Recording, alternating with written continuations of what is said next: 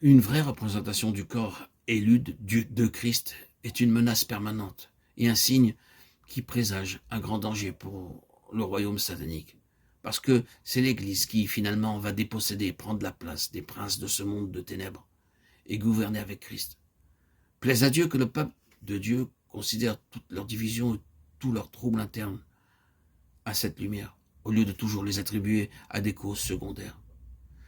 C'est la première implication du fait que Paul transmet aux églises locales toute l'immense révélation du mystère.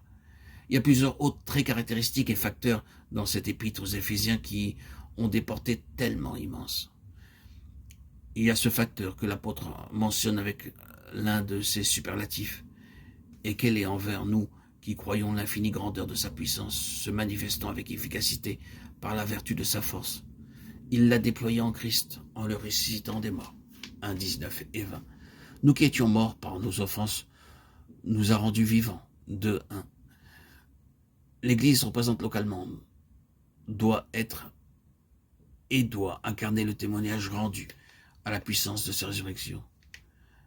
L'Église qui est représentée localement doit aussi, dans son histoire et son expérience constante, comme étant plus que de la doctrine, déclarer que Christ est ressuscité.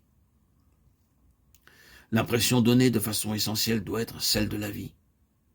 Le témoignage doit être celui-là, quoique vous puissiez être éreinté, las, trop fatigué, même pour faire le trajet, découragé et abattu, épuisé physiquement, mentalement et spirituellement.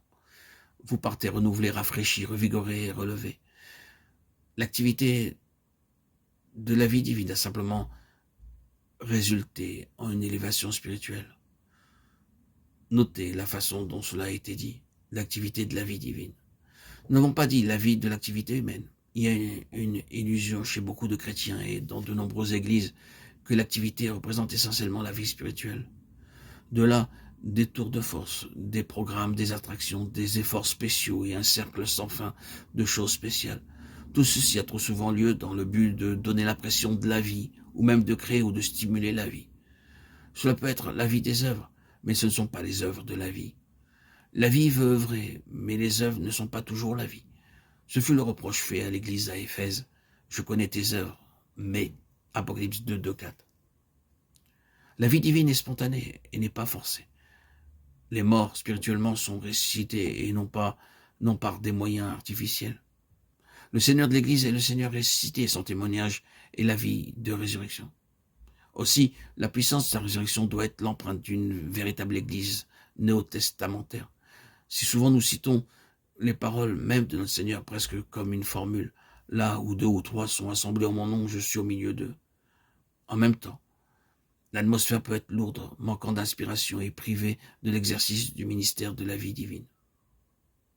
Est-ce que ceci est réellement compatible avec la présence du Seigneur ressuscité?